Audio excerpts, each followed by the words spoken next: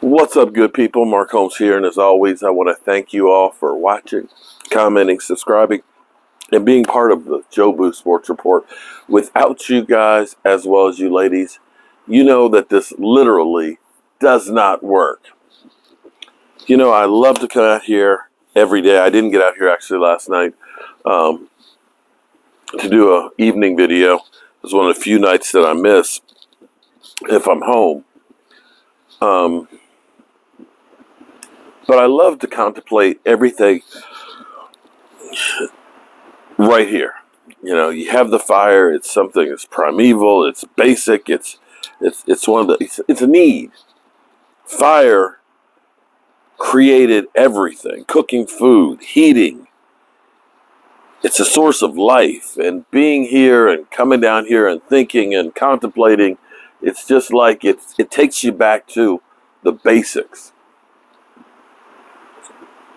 And I love to come down here to get ready to end my day, you know?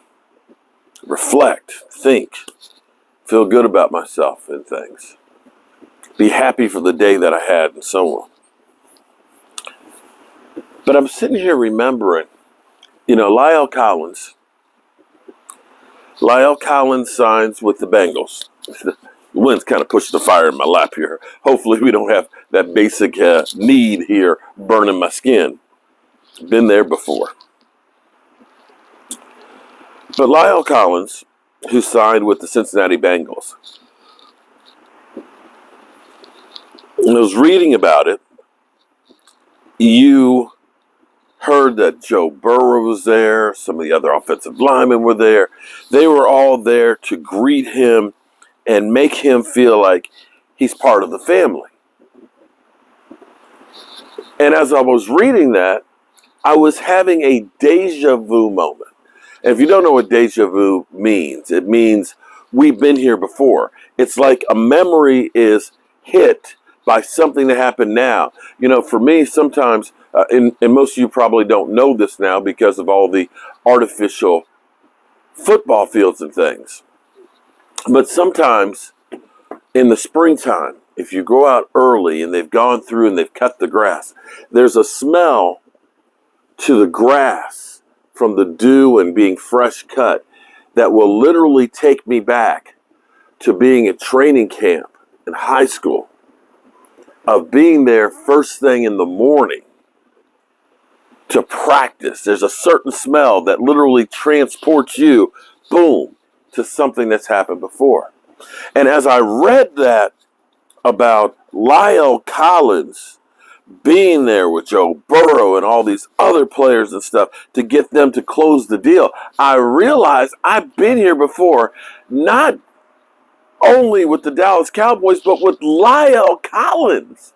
Because some of y'all may forget, Lyle Collins was projected to be a first-round draft pick.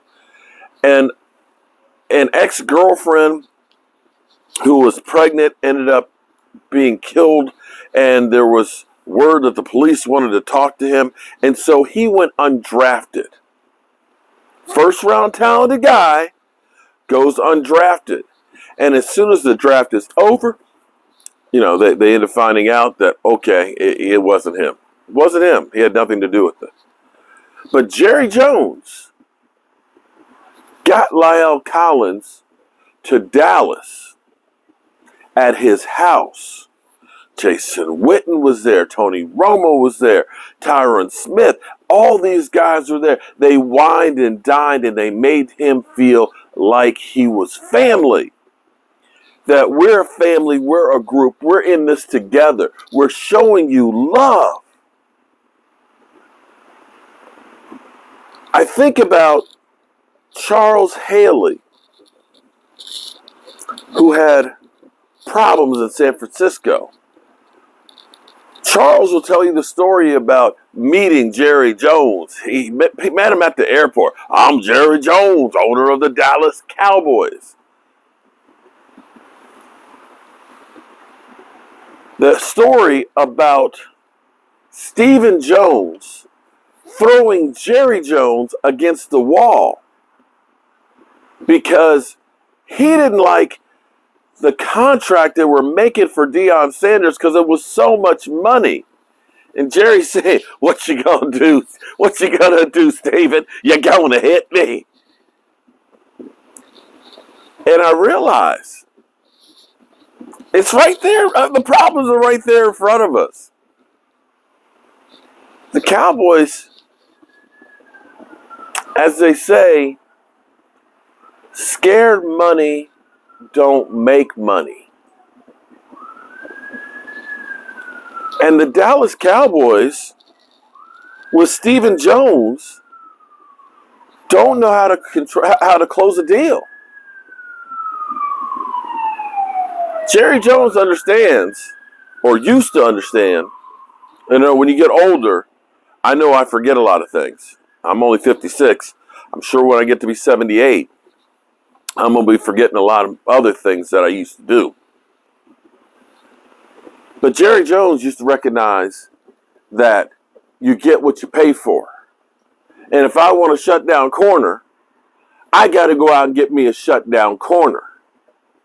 And if I get talent here and I want them to play, I got to give them a little something extra to make them feel good about coming here.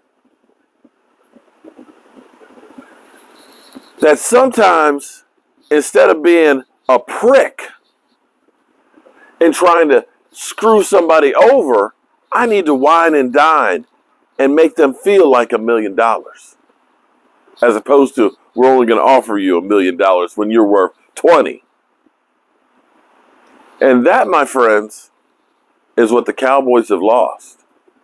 So here we go. Jerry Jones gets an undrafted rookie offensive lineman that's a first-round talent. He gets him to Dallas, and he does not let him leave there without being signed. He brings him to his house. He makes him feel like he's family. He wines and dines. He introduces him to everybody. What does Stephen Jones do? Zavar Smith. you know, here, we're going to lowball your ass. What the hell is this? Boom, he goes. Now, maybe we got a second chance with him. Maybe we got a second chance. But see, the Cincinnati Bengals,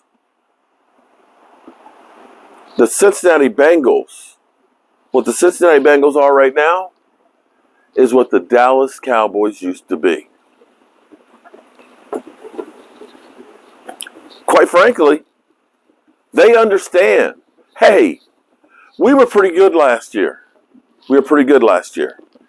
But you know what? Joe Burrow might be a little bit fragile. We don't want him to be Andrew Luck. So let's go out here and let's see about getting a guy to protect him. We were good. We can be better. Let's get the best guy we can and get him in the fold and get him up to speed quickly.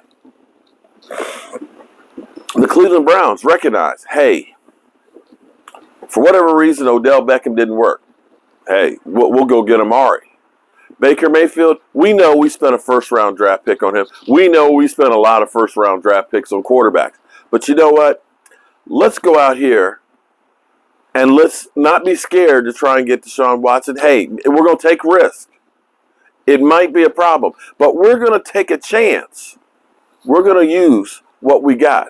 We're going to figure out a way to make the numbers work. And when we get these people, we're going to surround them with others because we recognize that we need talent. The Cowboys, Stephen Jones don't wine and dine nobody. Stephen Jones doesn't recognize that you need talent. Instead of getting a linebacker, we get a safety and we try and convert him to a linebacker. And as we hear, Keanu O'Neal, whoa, dude. He want to go back to safety and try and resurrect his career someplace else. Because, see, the Cowboys are forever trying to take something that works and turn it into something else. It's like the mad sciences. So we got Semi Fiuco, right? We got Semi who's a wide receiver, we're going to make him a hybrid tight end wide receiver. We're going to take Rico Gathers, who could run like a gazelle and jump, but we're going to tell him, you need to be a blocker. We're going to take Keanu Neal, who's a safety, we're going to make him a linebacker. You know what? Sometimes when you need a safety, you just go get a safety. And when you have the opportunity to try and get talent, you got to know how to close the deal, Steven. You don't close the deal by taking a guy to McDonald's and telling him, why don't you get the tab? Because I believe that's about what you're doing. You take him to a great steakhouse. You show him the sights of the city. You tell him how good it's going to be part of the family. You don't go through and say, hey, we're going to screw you. And that, my friends, is the problem for the Dallas Cowboys. I hate to say this, but I'm sorry, but Stephen Jones, he acts like a scared little biatch. Oh, we can't spend money. Oh, we can't restructure contracts. Oh. Well, you know, the Rams weren't scared. They took chances, right? Got them a Super Bowl. Tampa Bay wasn't scared. They took chances. Got them a Super Bowl. Hell, you can even go back to the Eagles that took chances, making trades, bringing in free agent stuff, spent a whole bunch of money, put them in cap hell for a year or two. But you know what? They won a Super Bowl. Stephen Jones been penny pitching forever, and the Cowboys have forgotten how to do a deal. And guess what? Guess what? We ain't winning jack. And a smart man, as Jerry Jones would say, see, you know, Jerry, Jerry, you know, when a man is in a car accident out in the wilderness and the car accident chops his hand off, you know, Jerry, the smart man who knows his anatomy understands, I need to take my shirt here and I need to make me a tourniquet or else I'm going to bleed to death. The uneducated man that doesn't know jack will get out the car and he'll just run off into the woods and just bleed to death. Let me ask you, which one is Stephen Jones?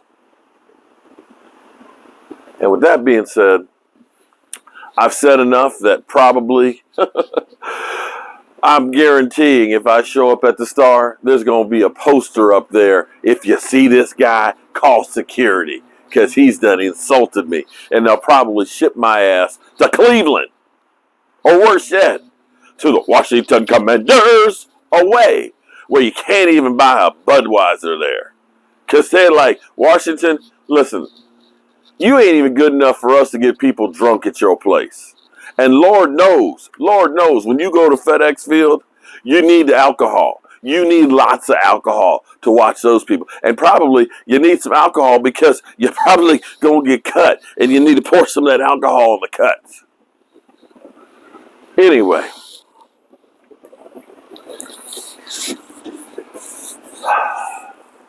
Tomorrow starts week number 2 of NFL free agency. That is, if you started from when legal tampering started at 12 o'clock last Monday. This is the time that Stephen Jones shines. Because it's bargain basement time. That's why we interested in JPP. A guy who's over the hill. A guy who had a broken hand. A guy who had blown off half his hand. A guy who had, a rotator cuff surgery. A guy who was literally a shell of himself. So, that's the kind of guy that the Dallas Cowboys would be interested in. So, I've said my piece here. I appreciate you guys listening to my rant. And shout out to everybody. Our Sunday live stream, okay? Our Sunday live streams, they're picking up. they're picking up, and we may need to change the name. We're calling it the Sunday afternoon Dallas Cowboys vent session. And it's cool because it's not just me. You know, I get guys like Troy Daniels and Thomas Garrett and D2 Stu and Stacy Schubert. Stacy, I still got a lump in my head from where you hit me upside my head. I still got a lump. But it's nice to get the opinions and thoughts of you, the fan, and hearing your frustrations as well, as we sit here and we are literally told that you can't build a team through free agency, while we just keep seeing team after team that have built themselves through free agency and supplementing the draft, winning the Super Bowls, while we sit here 26 years later having not won a Super Bowl. Literally seeing our children grow up since the last time we won a Super Bowl. Literally, from being little babies born after the Super Bowl and now being full-grown adults since the last time we hosted that Lombardi. I'm Mark Holmes, and well, God willing, if I'm still here breathing tomorrow and the YouTube police haven't gotten me, I'll see you there. Make sure you tell someone you love them, because you might not get the chance. I'll see you soon.